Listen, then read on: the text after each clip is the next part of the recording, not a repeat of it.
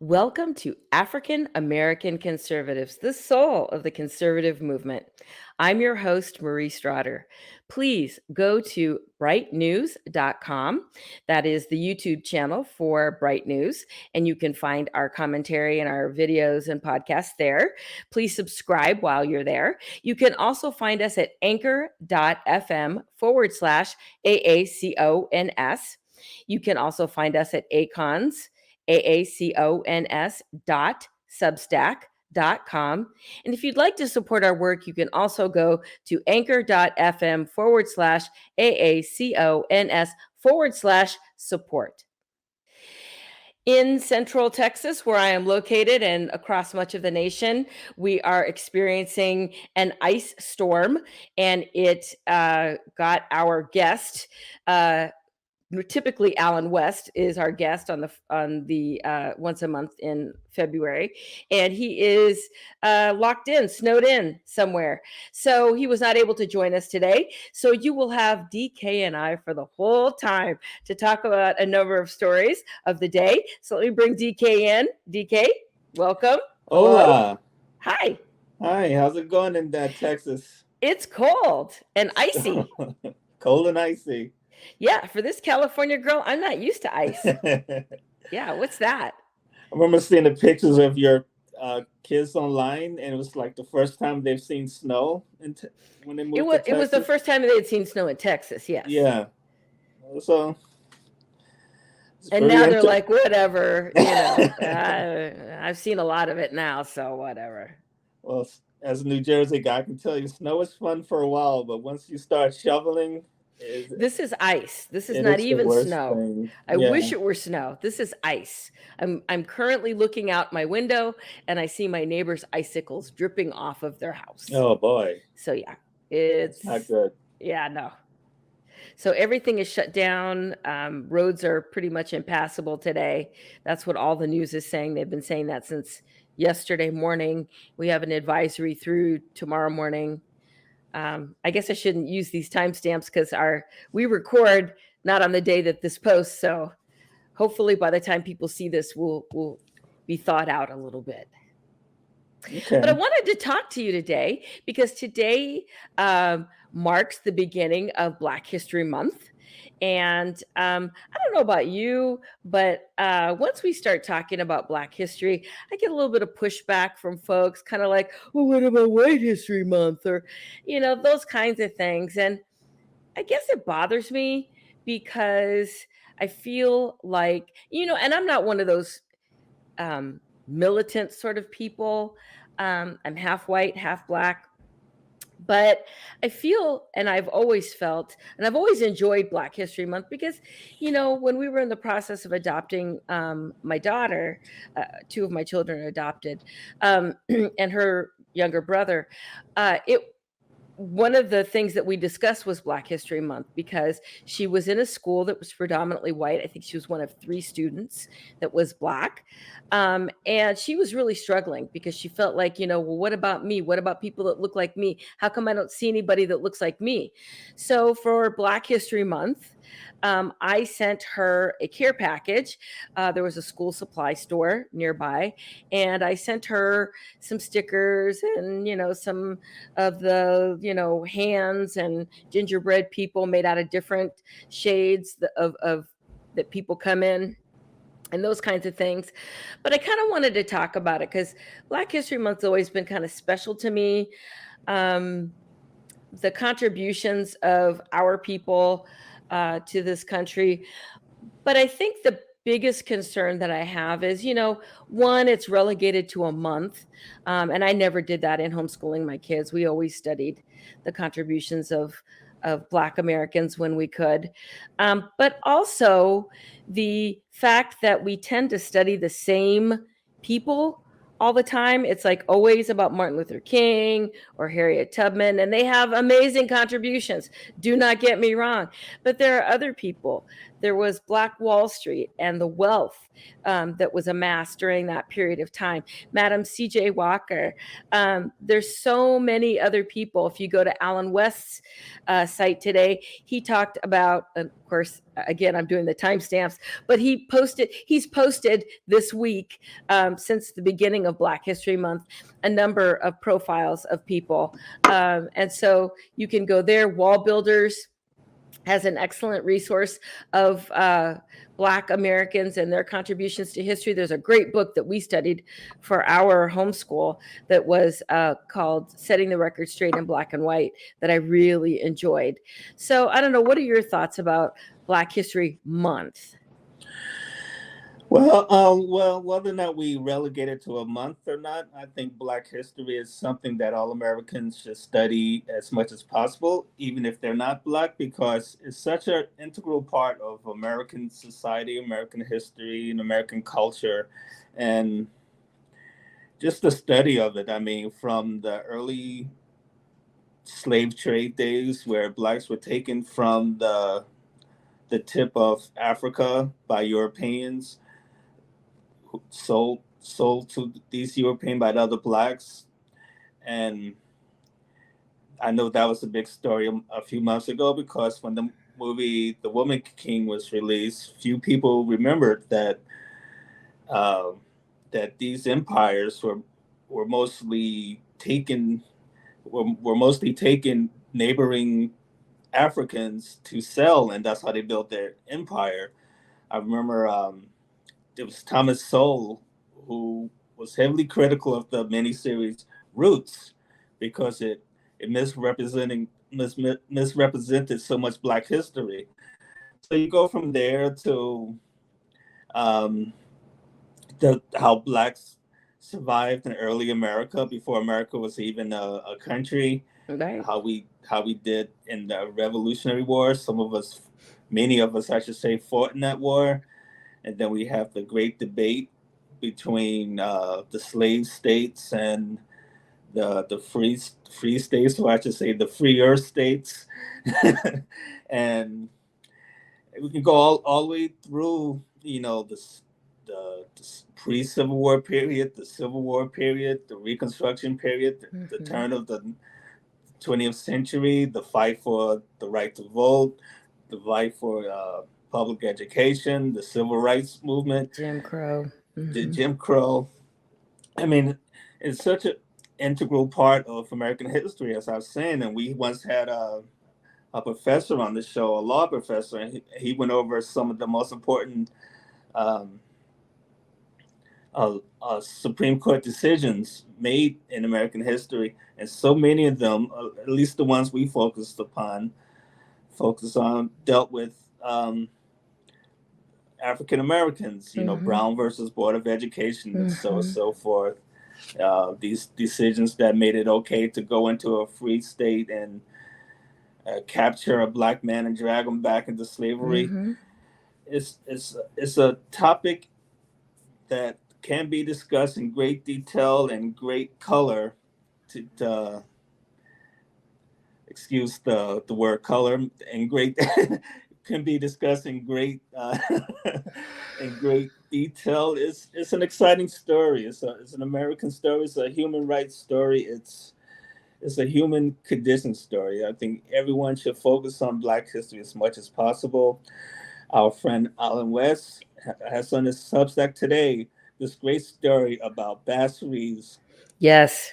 Bass Reeves is someone I admired for many years. I've always pushed for there to be more material fiction, material focus on Bass Reeves. Many people don't know that he's believed to be the inspiration for the Lone Ranger. He himself was a ranger. I think he was born in slavery. He came out west. He captured so many bad guys, and he did it mostly by himself. He's really an amazing character, a great man, a great hero.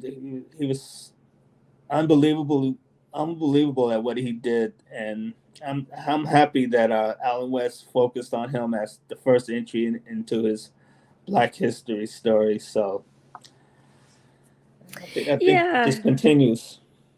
And to those who would talk about Black History Month and say, well, what about White History Month? That's kind of the whole idea behind Black History Month is that, so much history uh, overlooks our stories and our contributions. So it feels like kind of like my daughter. Well, what about me? What about us? What about the contributions of people like me? I would prefer to see them interwoven into the fabric of this country and not have a Black History Month because I don't think we should be relegated to a month. I would like to see our story, as you said, interwoven with the American story because it is. It's inextricably linked. So I would say to uh, those who have issues and want to think about, well, what about White History Month? Just to think about if you were someone whose ancestry, we all are from, this is a melting pot. We all come from other countries. What if, the contributions of your ancestors were overlooked? A lot of people come to this country, the Irish, the Italian, Jewish people from other countries, and the Native Americans who were here. All of these people made contributions to this country. And so all of our histories should be studied. And it shouldn't be relegated to a month or a period of time. It should be the story of this country and how it came to be and how we all came to exist together.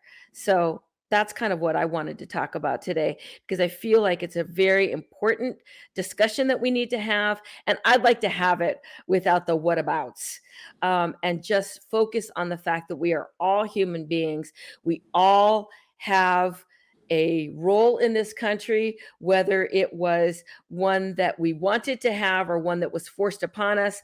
But we are here now together, and we have made incredible strides together as a nation. There are still some very glaring things that need to be addressed, and we'll talk about that in our next story. But I feel like there's hope for this nation if we would just honor each other and the contributions that others have made to this nation.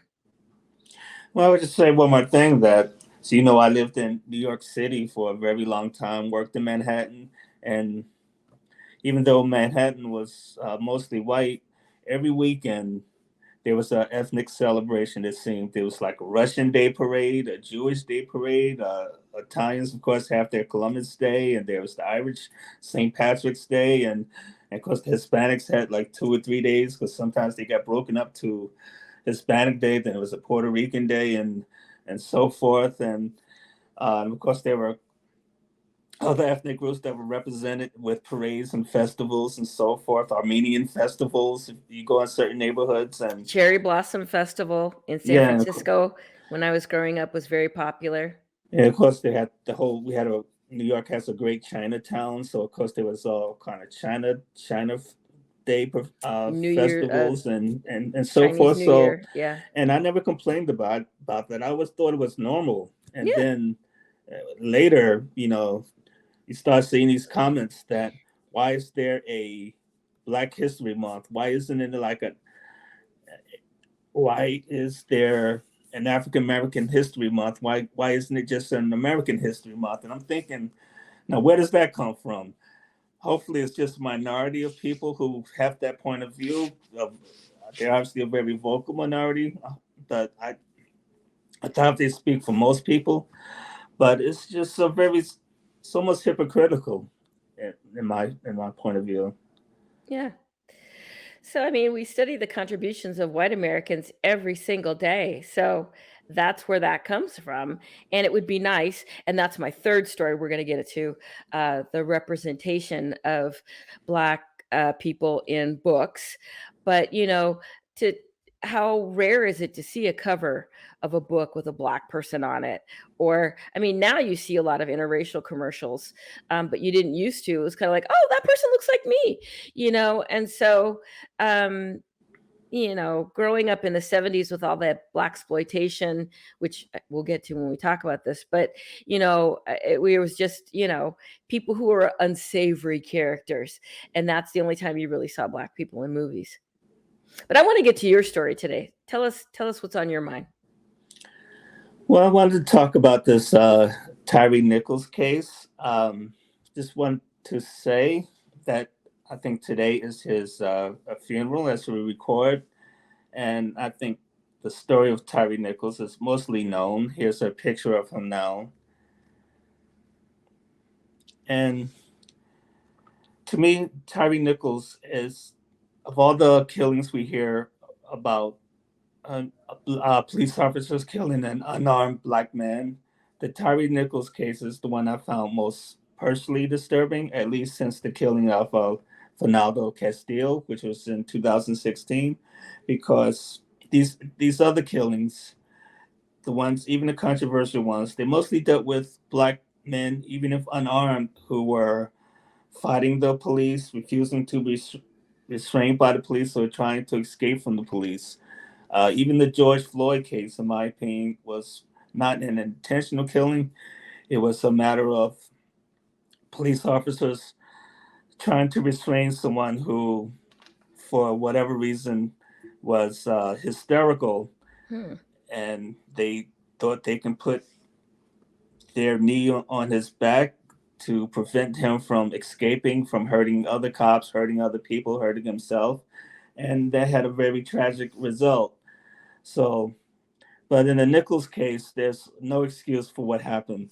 I just want to show a little bit of the video here so the audience have an idea what I'm talking about.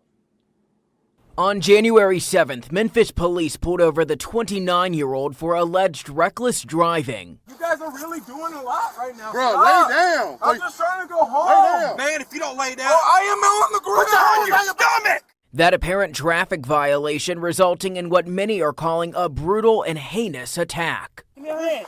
Give me your hand.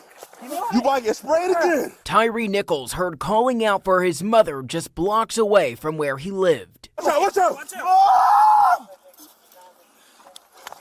Mom! Mom! Give me your hand. Mom!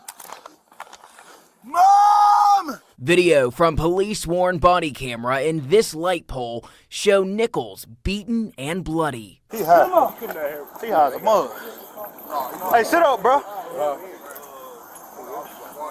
Sit up, man. The Memphis Police Department announcing Nichols was in critical condition after 2 confrontations. Then on January 10th, Nichols died in the hospital from his injuries 3 days after his arrest. Well, as we could see in this video, as we saw in the video, Tyre Nichols was not a danger to these police officers. He's a 145-pound man. He's on the ground. His arms are behind his back. He's complying to the best of his ability, even in that situation with the police orders. They're yelling at him, get on the ground, get on the ground. Show me your hands, show me your hands. He's on the ground. His hands are behind his back, yet they continue to beat him. That's very hard to justify. I know that police work is very tough work, especially in cities, and I'm personally very pro-police. They're dealing with people who disrespect them, threaten them. Cops are in danger of being killed at almost any moment in the cities. It's a high-pressure job, and you're dealing with the worst people imaginable in many circumstances. And it's no mystery why the suicide rate among police officers is so high. So you're dealing with a lot of frustrations, and it's human to want to take out your frustrations on someone, especially if they're not behaving in a way that you want them to. That happens to fast food cashiers when they get into arguments with customers who complain too much. So just imagine how much worse it is for a cop dealing with some guy they had to pull over for reckless driving, who may or may not be as polite as that cop would want, but to beat him to death, to kick him, to punch him, to hit him over the head with a police baton when he's subdued, surrounded by police officers who are significantly, each one of them are significantly bigger than he is. Any one of them could have restrained him by themselves. He was no danger, and yet they just continued to beat him until he eventually passed away from the beating. He was killed. It might not have been completely intentional. They would have to charge him with something like somewhere in the area of manslaughter and second degree. And I think they're trying to charge him more than that. Maybe those charges will come down in time, but it's something that's deserving of them seeing significant prison time. So I'll just make one more point about this: is that it's very strange that so many people want to make this about race. And my point is that if you make everything that blacks do or blacks do to each other about race or white supremacy and so forth, then why not make whites responsible and give them credit for everything good that blacks do? If whites have that much power over the black community that they could be responsible for 5 black police officers beating to death a black citizen, then whites should be given credit for 5 police officers risking their lives to save a black citizen. I mean, I understand what they're trying to do. They have a very anti-police, anti-white narrative, and they want to exploit every opportunity that they can. But what they're doing in reality is denying the agency that blacks have. And we're humans. We can make our own decisions. We can do bad things. We can do good things. We're not just puppets at the end of a string held by white masters. So white supremacy is no excuse for this. And the other things I mentioned, the frustrations police officers feel, none of that's an excuse. I think we should see significant jail time, and hopefully we can move on from this. So what's your view? I'm not sure I completely agree with you about the George Floyd thing. I do think that was murder. I know that there were some extenuating circumstances there that didn't apply in this particular situation. But to your point, this was murder. Jail time is warranted. This is horrific and should never have happened. I'm sorry to hear so many people talk about white supremacy being the issue. I think there was a terrible lapse in judgment. I don't know why this occurred and what the motivation could have been. I think also, I've been hearing a lot about how Black people can be prejudiced too, and that is true. I mean, I've experienced it in my own life, being biracial. I've heard a number of comments that were really beyond the pale. And so I've experienced it in a number of areas in my life. So it does exist. And I think that that's a conversation that we need to have, and we need to look honestly. And that's the thing about these racial discussions, DK, is that, anytime we've talked on the AACONS page on Facebook about slavery, can't you people get over that? And those kinds of things. It's hard to have a discussion about race in this country, but I think an honest discussion is needed. And one of the prongs of that is that, yes, Black people can be racist too, because it's a sin problem, not a skin problem. You hear people say that, but it's true. And so I do believe that we need to have some honest discussions about policing in our communities.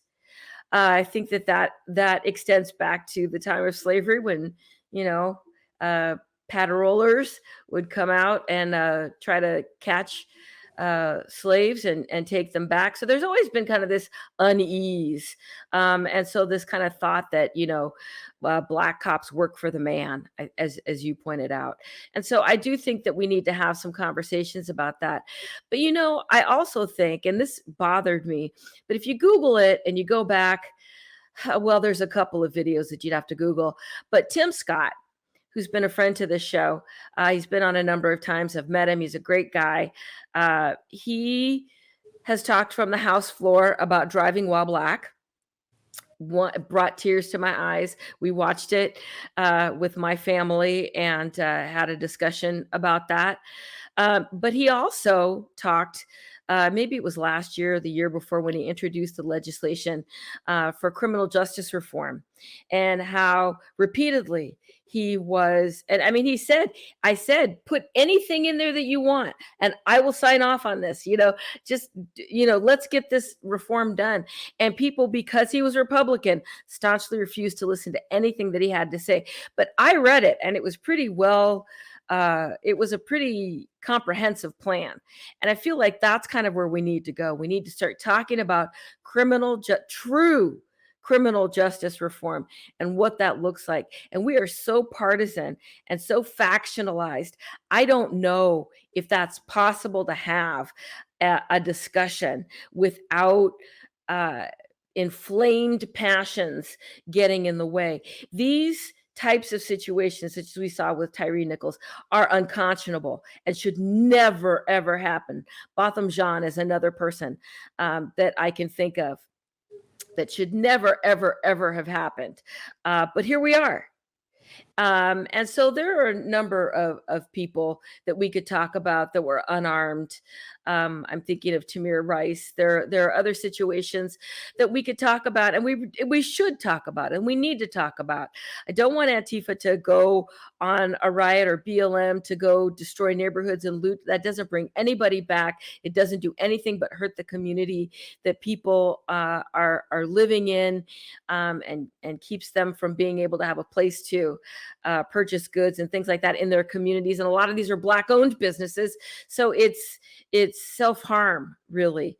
But I do think that we need to talk about true criminal justice reform in all, I mean, from profiling and driving while black all the way through death penalty cases and things like that, as we talked about last week with our guest, Alan Dershowitz.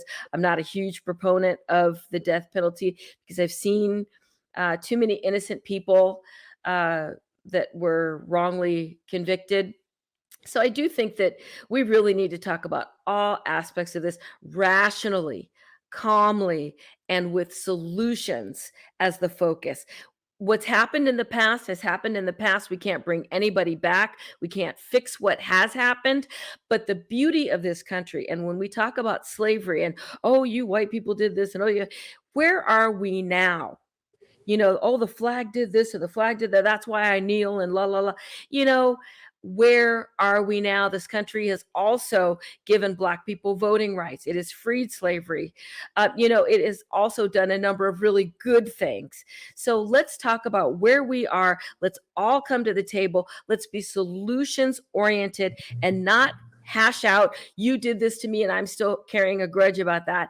I think we probably do need to have some discussions because people are hurt and don't feel like they've been heard about things.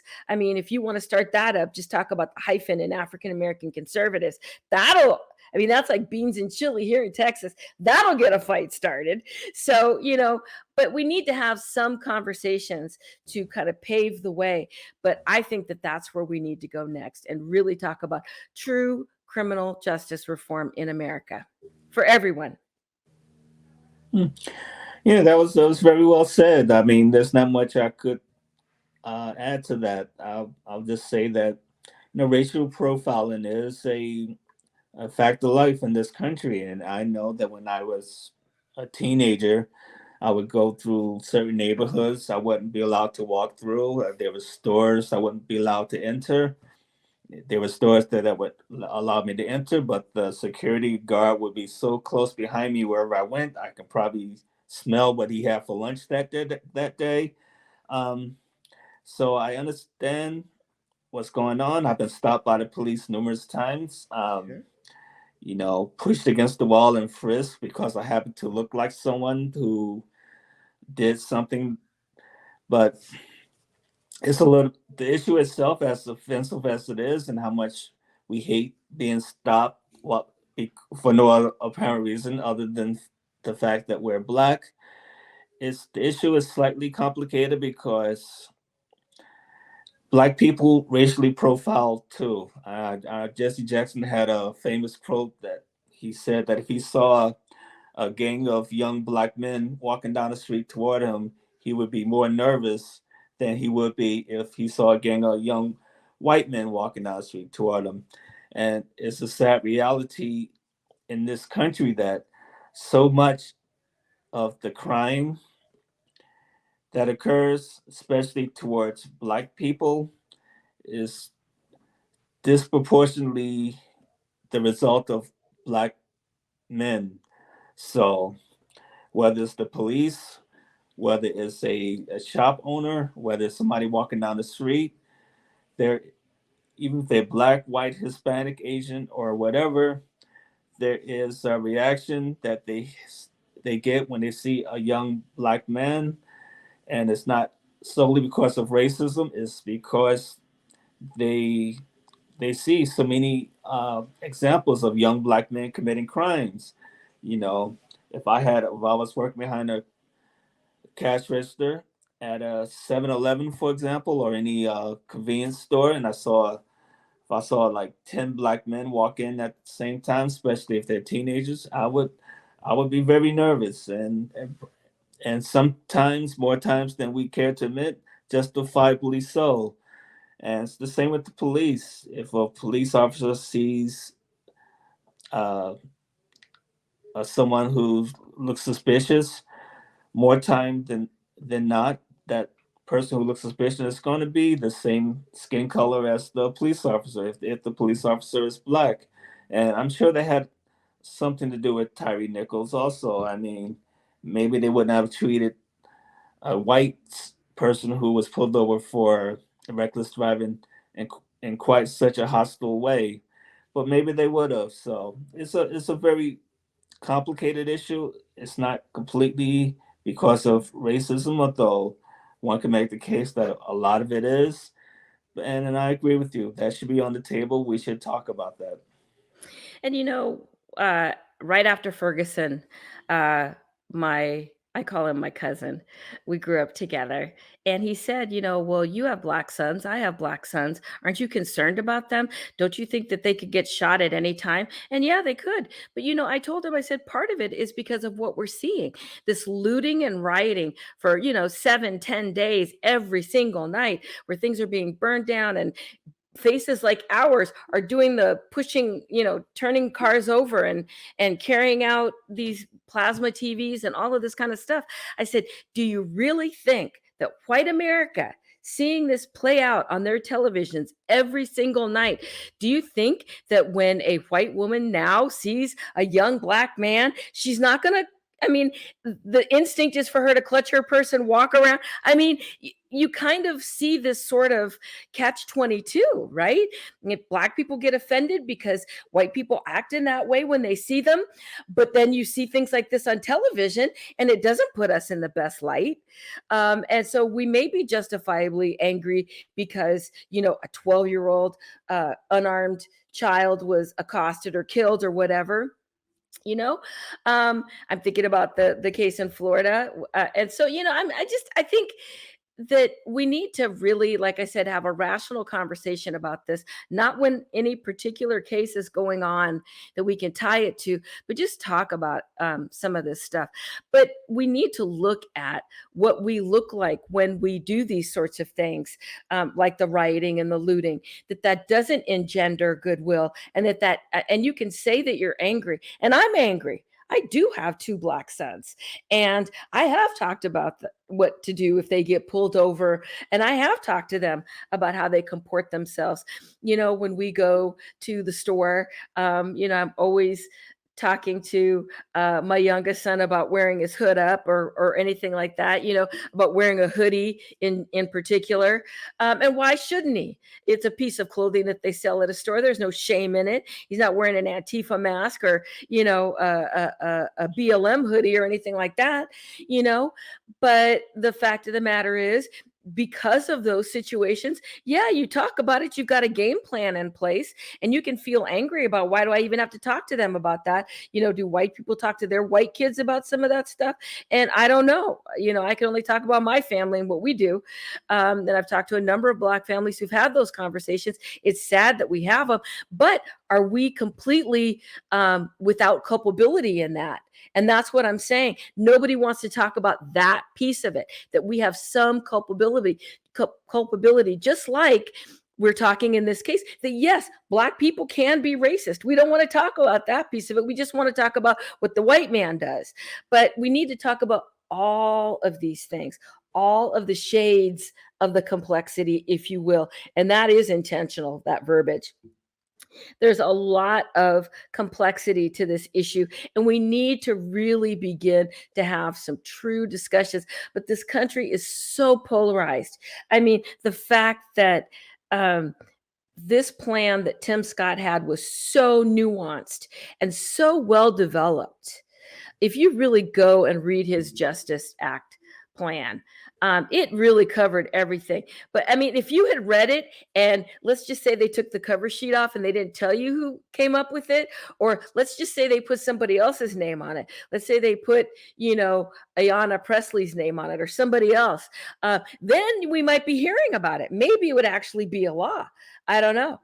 But it just seems like we're so polarized because, Tim Scott is such a token. I've heard that. That is such disgusting language that he's being used by, the racist white supremacists and all that kind of garbage to enact this plan to put us in, going to put you all back in chains. That's not racist at all, right?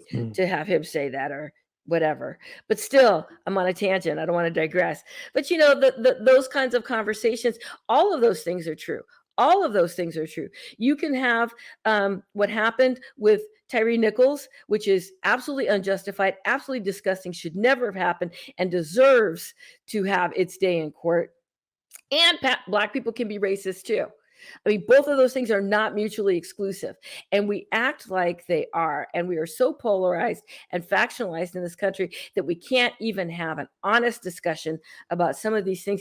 And I think having those honest discussions would help us move forward to get to a place where we could really have those discussions about true criminal justice reform in this country.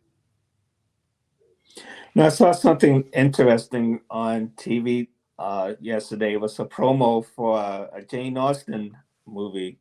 And I noticed that, surprisingly so, because I'm not the Jane Austen expert that you are, but I have read them, and it was strange to me that some of these Jane Austen characters in the movie were Black. I didn't pick up from reading, these books that Jane Austen wrote about Black characters. What you're the expert. What do you say about that? Well, that's actually a great segue into what I want to talk about is Black representation in books. Let me answer your question, and then I'll get into the thing that I wanted to talk about.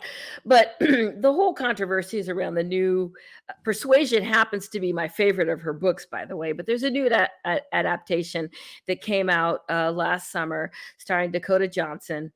And so, they have some people of color in this. And all of the Jane Austen forums that I participate in exploded with this discussion. And so it turned into, a lot of people who I would guess are white, saying, well, what's wrong with people dressing up? And go, what's wrong with you people? Why couldn't I would love reimagining people in ball gowns and blah, blah, blah, blah, blah. But that's the problem. You're reimagining it. My issue is at that time, guess what? We didn't have the luxury of coming in the front door in a beautiful ball gown. We were serving if we even got to be there at all. So, and had to come in the back way. So I'm just saying that is an affront to me because that's not what reality was. If you know anything about Regency England, that is when the slave trade was still going on. That, you know, that it's Mansfield Park is a book by Jane Austen, and she explores that theme. And I think that it's actually pretty courageous of her, first of all, as a woman author, but to tackle something about the slave trade, you know, in Antigua and that kind of stuff. She talked about some of that stuff. So that was where the controversy came from. I don't have a problem with reimagining things, but I do remember maybe 25, 30 years ago when Denzel Washington was in Hamlet. My husband and I looked at each other like, Denzel Washington, Kenneth Branagh, they're brothers? What? What are you talking about? That ain't happening. You know, we just couldn't, we're incredulous. Not because Denzel isn't a fabulous actor. Of course he is. He could act circles around, you know, a number of people that I could think of. But that wasn't the point. The point is when you go to a movie or when you get lost in a book, and I read a lot, I've read 25 books already this year, 2023. So by the time this airs, I'll probably have read a couple more. But I'm just saying that when you read a book or you watch a movie, the whole idea is to escape, to go into a realm and forget about your problems, forget about the world that you currently reside in, and get immersed into a different world. And for me, a lot of the adaptations of Jane Austen that they've made have been hard for me because they're not true to the book. So for me, it was accuracy, it was historical accuracy and being true to the book. And a lot of what Austen talks about is the culture that she grew up in, and there were it was a classist sort of thing. It was almost like a caste system, you know, where they had tradespeople, and although they were respectable, it wasn't like being gentry, and so there are these class distinctions. So where do you think we fit in and all that, right?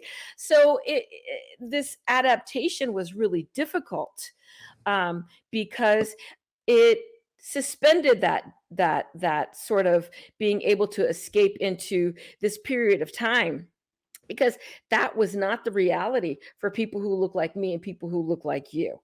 So that was a huge issue, and it's still an issue. And some people heard me on that point, that I was angry about it, that, you know, we weren't invited to beautiful balls, to be able to show off our finery and dance the quadrille or whatever, you know, in our satin slippers. That wasn't the case for us.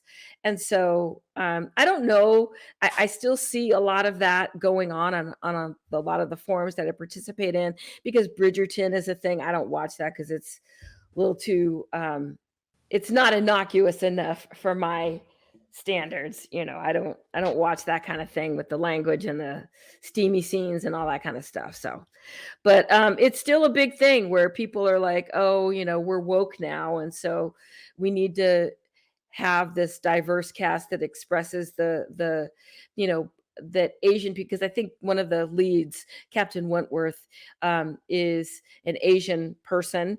And we know that Asian people, I mean, I was so glad to see that Michelle Yeoh finally got recognition for her many years in film. But, you know, Asians have not achieved parity in film either. And so there was a whole discussion about that. But the fact of the matter is, in Regency, England, you didn't see folks like us dancing around in ballrooms. You didn't see folks that were of Asian descent doing so either. And that's a big issue for me.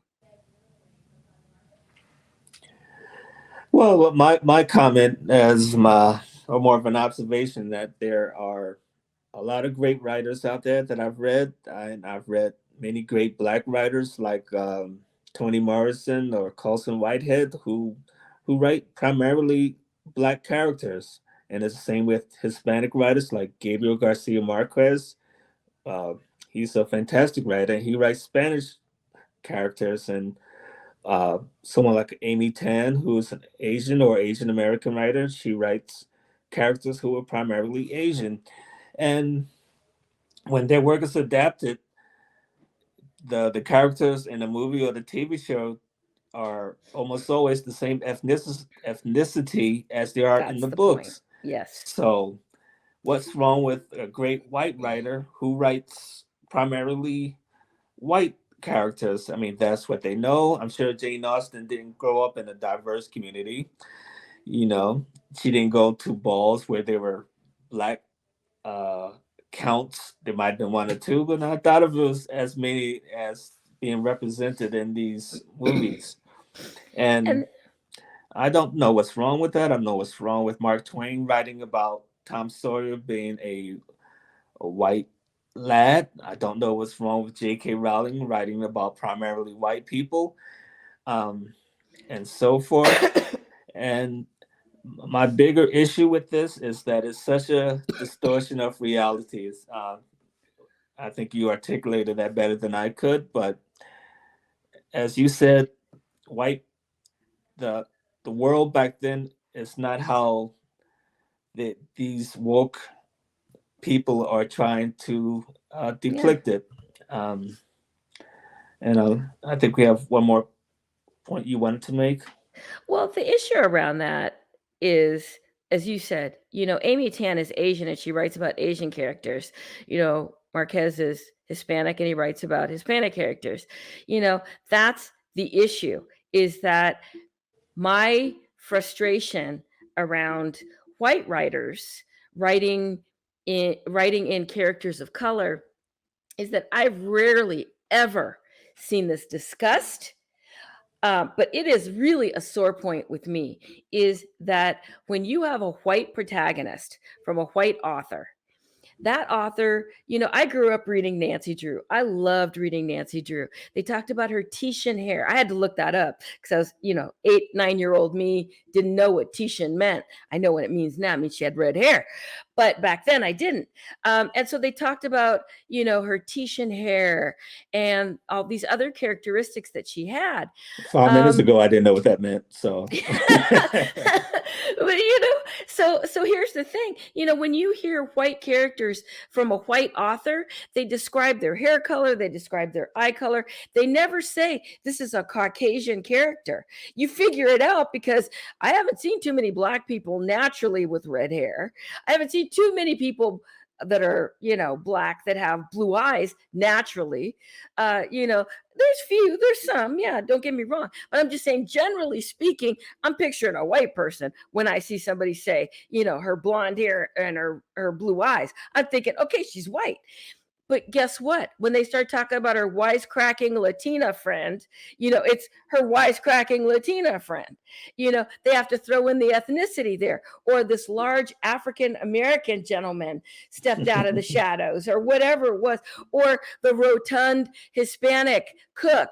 It's like all these kind of stereotypical characters. Plus, it's got the racial descriptor, but there wasn't a racial description for the Titian-haired character or the blue-eyed character or whatever, but the sidekick or the character of color has to have a racial descriptor in front of them. And so, oh well, what color skin did that African American sidekick have? Once in a while, they'll say caramel colored or whatever, because we don't all look alike. A lot of people for many, many years didn't know that I was black.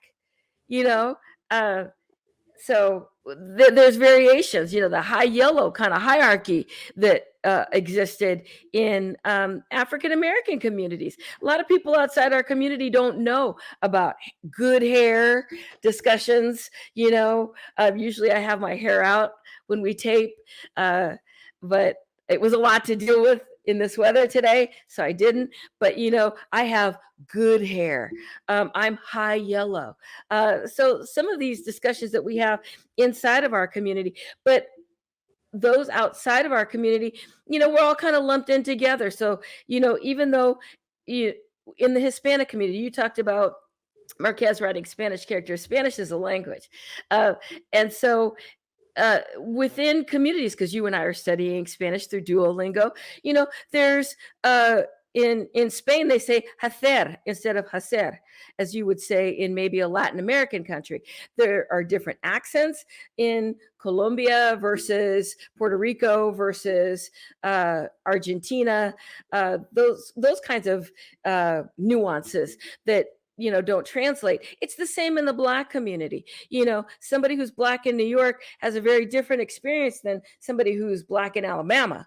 So those kinds of things don't get translated. We're all lumped in. So my skin color might be a little different than a different character, and so I would like to see the racial descriptors dropped altogether, because my creative writing teacher in college said, show me, don't tell me. So don't tell me what ethnicity this character is. Show me. This person can eat a variety of foods. Of course, we all do, but I'm just saying they can speak another language. You can describe the color of their skin. You can describe their eye color. You can describe the texture of their hair. There are a lot of ways to do it without telling me. And so, as we talked about in our last story with criminal justice reform, I would like for us to have an honest discussion, and like I talked about with Black History Month, just talk about history, period. Talk about these characters, weave them in your books, but don't tell me their ethnicity. If they're all getting together, and if you're throwing in a character just for token's sake, you don't do that. Don't do that at all. Nobody wants to be a token, and just have that character for woke sake. And you and I have discussed this with both Mike Barron and Eric July. All of the characters that are being thrown into comics just for tokenism, and everybody now is gay. There are no heterosexual people in the Marvel universe, pretty much, except for Sue Reed and her husband, but that's about it. And so it's just disconcerting to me when I read it, and I really have not seen too many authors at all. I mean, maybe 2 or 3, and again, I read hundreds of books every year, and multiply that by 58, which I am, and you get thousands and thousands of books that I've read over my life, and very, very few get this right. And so authors out there, if you're watching, fix this. I would love to see that addressed. I would love to see no more racial descriptors, unless you talk about, she's Caucasian or she's white, then fine, throw that in there if you're going to talk about the other characters. But I think a good storyteller tells a great story. Like Mike Barron said, they're there to entertain first. Tell us a great story, an accurate story, to reference our point to Jane Austen. There were none of us gallivanting around in ball gowns or breeches or, Hessian boots. Didn't happen. So, yeah, you can Google that when we're done. So, just those kinds of things. So I want historical accuracy. I want a really good story, and I want these descriptors to stop. I want you to show me what your character looked like. Let me imagine that character. Yeah, well, I agree, especially if the descriptors are not universally applied. Like you just said, if you're going to describe DK as a Black man, then why not describe these other characters as white or Asian or whatever they happen to be? And you just talked about adaptations. How a character could be white in a book, but suddenly you see the movie and the character is not white. That does irk me, and irks a lot of people. And it doesn't necessarily have to do with race. I remember this funny discussion I overheard when I was sitting at McDonald's. And yes, I do spend too much time at McDonald's, but I'm going to save that for another show.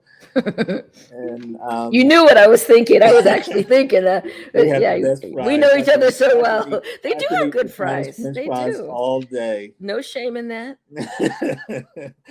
So I'm overhearing the conversation, and there's a woman sitting alone, and she's reading a James Patterson book, someone I'm not an expert on, but I know he's popular. And she's reading a James Patterson book, I think it was. And another guy walks in, he sees the book. He's another Jane Patterson fan, and they strike up a conversation. And one of the things they agreed on is that they hated the Tom Cruise movie. He did an adaptation of one of the Jack Reacher books. He played Jack Reacher, and they both hated the movie because if you read the books, apparently, Jack Reacher is like he appears to be on the TV show, a huge, very muscular blonde man. Tom Cruise is nothing like that. No. And see, that's the thing I had. One of the issues that I had with one of the Jane Austen adaptations of Persuasion. They described one of the characters, and the actress that played that character was nothing like what she described. And that bothered me. And it was a white actress. So it wasn't like, I was upset about, this kind of woke casting or whatever. I mean, it just wasn't the way that you described. Here's the thing. If you're going to have a favorite author or a favorite director of movies or, writer of movies or whatever, you like their work. And so when someone takes liberties with that work, for example, I remember a number of years ago, I watched American Idol. Why? I don't know, but I do. And there was a version of Ring of Fire that Adam Lambert did that was kind of this Middle Eastern sounding kind of. Now, if you know Johnny Cash's Ring of Fire, or even Social Distortion's Ring of Fire, it doesn't sound anything like Adam Lambert did that night. And so the judges were incensed by that. They're like, I don't like it because you took a song that is like almost iconic and made it into this. I mean, that it's about being a purist, not like a white supremacist purist, but I'm talking about a purist that, for example, there are some people that think it's a sacrilege to put milk in tea, because they like the flavors in their tea or whatever it is, they're purists. And so I think that we need to respect the fact that there are some things that are kind of sacrosanct that you don't touch, that you just leave alone, and try to make an adaptation out of, and try to honor what this person's vision was. And that was the issue that you and I have talked about in the Marvel universe. Why retell a story like we've been talking about this whole Velma thing, making her a lesbian and making her all this kind of stuff? Why don't you come up with a character that's a sleuthing Indian lesbian? Go ahead. I mean, why name her Velma? Why make her part of the, the gang? I mean, just, saying jinkies and whatever. Just make up a character and name her something else and have her be that character. But no, we've got all of a sudden make, Spider-Man gay and Batman gay and all this kind of other stuff. Why don't you just make a gay superhero? I wouldn't call him gay man, but whatever you want to call him, whatever his superpower is, call him that and make him that. But don't take these characters and mutate them into something else. See what I did right there with Spider-Man? Mutate. You mutate them into. It was a mutation, just so that you know. I'm not talking about gay people being mutation. He was bitten by a spider, and it was a mutated. Just go Google Spider-Man origin. And so, just taking these characters and making them into something that is vastly different than what the creator envisioned. Because here's the thing: if I'm a creator, and I specifically have an idea that I'm trying to get out of my brain and onto paper and out into the populace, and you mess with that, I'm not going to be happy about it. You've taken my intellectual property and you've turned it into this kind of just circus, if you will. And I don't like that because that's my work. You come up with something original and you do it, even if it's a derivative, in essence. I mean, because like they have fan fiction, right? Like what really happened when, during this period of time in one of the Jane Austen books or whatever, or what if this character had gotten with that character? They have derivatives in that sense. And then that's whole new territory because Jane didn't write that. She may have introduced as the characters, but she didn't write that storyline. So that's completely different, I think. I don't know. Yeah, and I remember the two of us, we were making fun of this movie. I think it was Sense and Sensibility, where the two teenage sisters didn't inherit Is that Sense and Sensibilities? Yes, and our favorite adaptation had Kate Winslet, who was nowhere near 16 years old when that was filmed, honey. and her sister was Eleanor was supposed to be 19 or 20, and no, Emma Thompson was probably dragging 40 at that point. Not pushing it, dragging. Yeah, I'm sorry, but to your point, go ahead. So, and that's the bottom line, is that I don't think everything has to be like karaoke. You don't have to be note for note when you're adapting intellectual property, but respect the intellectual property. Absolutely. And especially and it's not racist to say that. I don't think it's racist. Especially along racial lines. If the character in the comic or the novel is black, keep them black when you adapt them. If the character is white, keep them white. I mean, if you think there should be more black characters, then create more. Invent them. Yeah. Like Eric July did. Like Eric July or Spike Lee or so many great creatives, creative people of color. There's no shortage of us. Yeah. We don't. The good ones, we don't sit around saying, why weren't there more black people in The Godfather? We create our own movies, and then we cast them full of black people. And that's pretty much what I wanted to say about that. Be respectful to the intellectual property. Yeah. I think this has been a great show. I'm sorry that we didn't have our guest this week, Alan West, who was, if you're just joining us, was sidelined because of this weather. And thankfully, internet didn't go down during this, because that's another issue.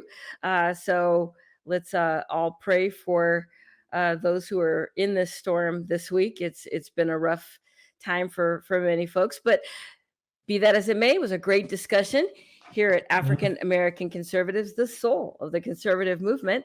Can I just bring up a couple more things before we wrap up? I want to ask anyone who's interested to go to our Substack. I just wrote a piece about Nancy Pelosi and Joe Biden, how they're apparently living above the law in terms of classified documents and classified information. I think the piece is called Pelosi and Biden, Who Watches the Watchmen. I would like as many people as possible to read that. And I also want to reiterate my plug for Alan West's Substack, when he writes about Bass Reeves, and he's going to be writing about more great African Americans. So check out these two Substacks, AACONS and Alan West. That's a perfect segue, because I was going to remind our readers to go to our Substack. It's AACONS, AACONS.substack, SUBSTACK.com. AACONS.substack.com is where you'll find a lot of our commentary. DK has been writing a number of really great pieces, and always writes a number of great pieces. Of course, he's got a good editor. But I'm just saying, I don't take too many intellectual liberties. I hope I don't. Too many. I have an excellent editor. You do. But go to our acons.substack.com. You'll see a lot of great commentary there. You'll also find Alan West there. It's alanwest.substack.com. And also, if you want to follow us, please go to brightnews.com. They also have a YouTube channel where you see all of our videos and things like that. So do go to YouTube, brightnews.com. You'll see the link there. Go to the YouTube channel and subscribe there. And also, our podcast is carried on Spotify and all of the major platforms. If you go to anchor.fm/AACONS, you can see the link for Spotify as well as a number of other platforms. But for now, this is Marie. This is DK. Saying goodbye from African American Conservatives, the soul, the conservative movement.